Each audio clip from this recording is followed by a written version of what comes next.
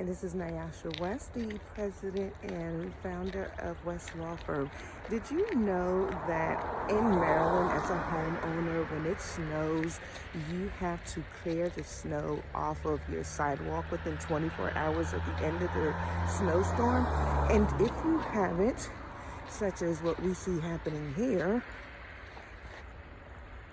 and somebody slips on your property, then you could be liable for their injuries. If you're a homeowner in Maryland, I would encourage you to shovel your snow, your sidewalk within 24 hours of a snowstorm. If you are in Maryland and you've been injured on a sidewalk that hasn't been shoveled, then please give my office a call and let us see if we can assist you. West Law Firm, 301-246-6698.